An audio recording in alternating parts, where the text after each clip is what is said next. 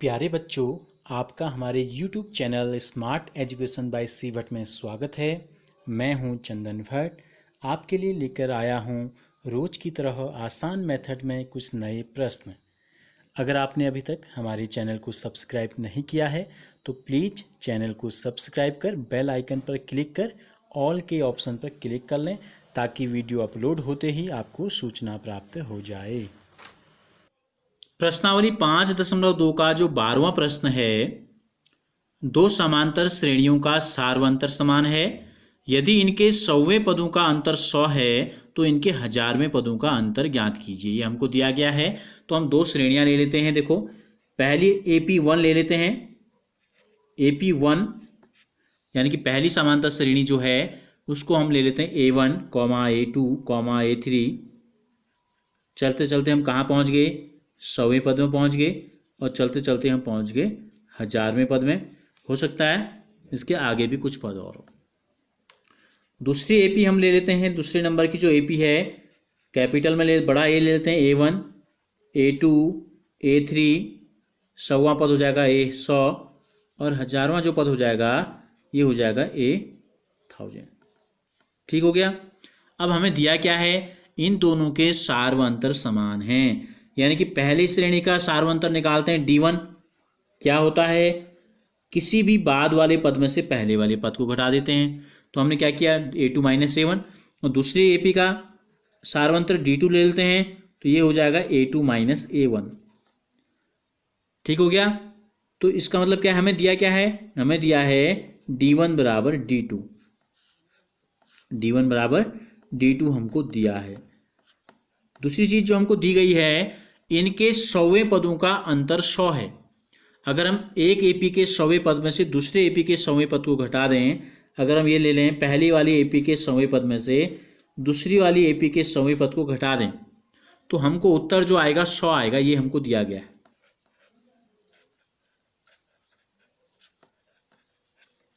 तो देखो, A100 का मान A और D के पदों में हम लिखना चाहें तो क्या लिखेंगे? पहला पद A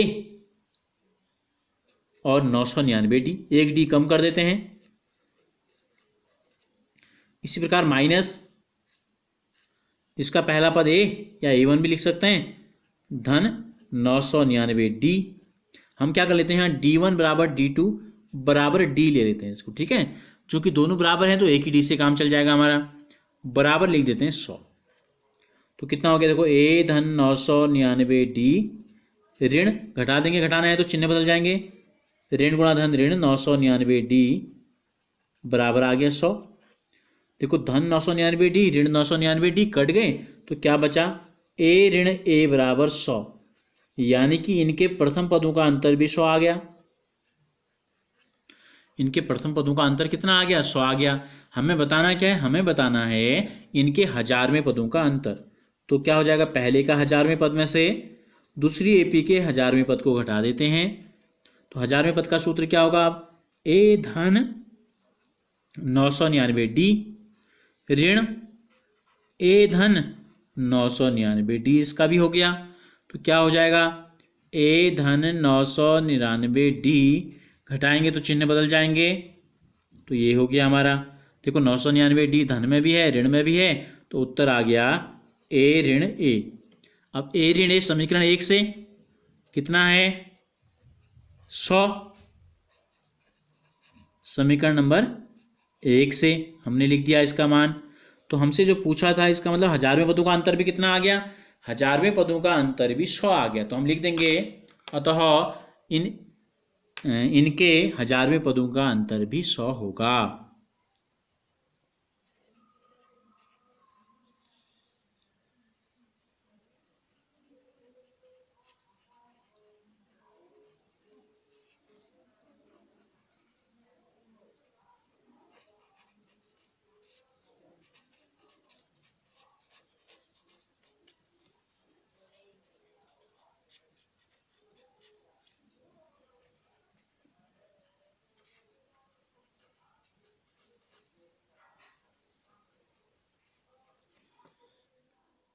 तेरहवां जो प्रश्न है, 3 अंकों की कितनी संख्याएं 7 से विभाज्य हैं?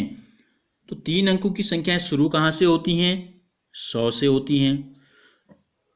तो पहले तो हमें यह पता करना होगा कि 3 अंक की पहली संख्या कौन सी है जिसमें 7 का भाग जाता है। तो हम इसी में भाग देके जांच कर लेते हैं। 7 एकम 7, 10 में से 7 हटाएंगे तो आ जाएगा 3, उतरेगा 0, 7 चौको 28। ठीक है, लेकिन 28 लिखने से क्या होगा, 2 कम हो रही है तो 100 से 2 कम 98 में भाग जा रहा है। तो यानी कि हम इसके बाद वाली संख्या में देंगे तो 30 से बड़ी संख्या यहाँ पर आएगी, 7 पंजे 35। अगर इस 0 के स्थान पर 5 होता, यानी कि यहाँ पर 5 होता, तो इसका भाग चले जाता पूरी बार, यानी कि वह पहली संख्या हमको पता चल गई 105 है। तो 3 अंकों की कितनी संख्याएं 7 से विभाज्य हैं। इसी प्रकार अगर हम चाहें तो सबसे बड़ी संख्या भी ले सकते हैं। देखो 3 अंक की सबसे बड़ी संख्या क्या होती है, 999 होती है। 7 का भाग देते हैं, 7 एकम 7, 9 में से 7 गया 2, उतरा 29, 7 चको 28, घटाया तो आया 1, उतरा 19। तो 7 का भाग 19 में कितनी बार जाएगा, 7 दूनी 14 बार जाएगा। तो क्या है, ये वाली जो संख्या है 5 बड़ी है, 999 5 बड़ी है। तो हम क्या करेंगे, 999 में से 5 घटा दो तो आ जाएगा 994। तो 3 अंक की सबसे बड़ी संख्या जिसमें 7 का भाग जाता है वो हमको पता चल गई 994, और 3 अंक की जो सबसे छोटी संख्या है जिसमें 7 का भाग जाता है वो हमको पता चल गई, वो है 105। ठीक हो गया। यहाँ हमने 5 क्यों जोड़ा, क्योंकि 100 से 28 बार भाग जाता तो हमको पीछे जाना पड़ता, 2 अंक आ जाते, आगे हमको जाना है तो 7 पंजे 35 बार पूरी बार भाग जाएगा तो 105 आएगा। तो हम सबसे पहले तो हम लिखते हैं, अब एपी बनाते हैं। सबसे पहला काम हमारा क्या है, एपी बनाएंगे। तो एपी हमारी बन गई, या लिख देते हैं 7 से विभाज्य 3 अंकों की संख्याएं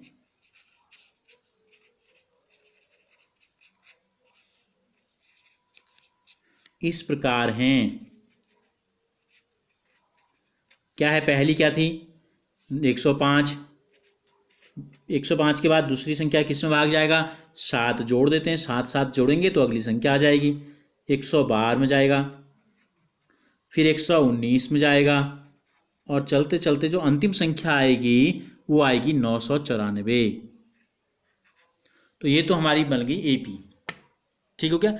अब हमको बताना ये है कि इस एपी में कितने पद हैं, 3 अंकों की कितनी संख्याएं 7 से विभाज्य हैं, सब हमने लिख दी।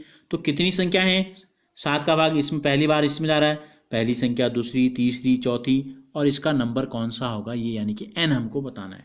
तो देखो a कितना है 105, कॉमन डिफरेंस d कितना है, दूसरी संख्या में से पहली संख्या को घटा देते हैं, कितना आएगा, सब में 7 7 का अंतर है।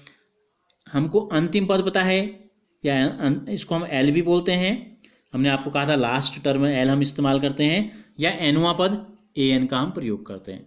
तो कितना है 994 है।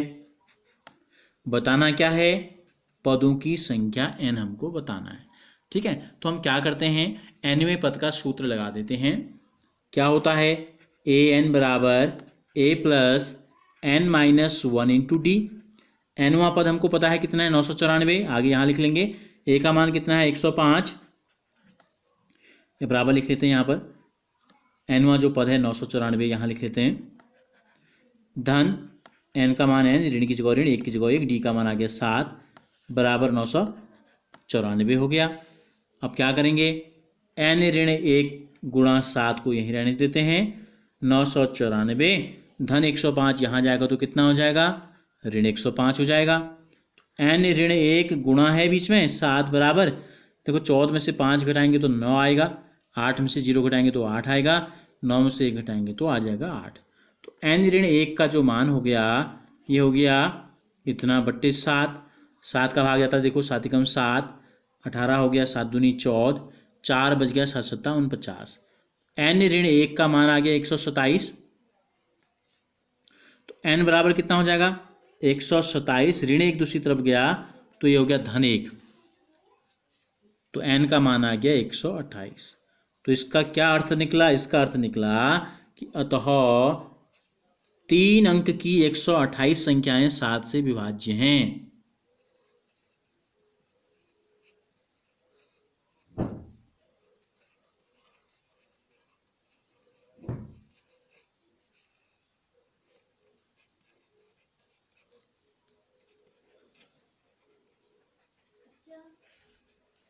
ऐसा है, सही है।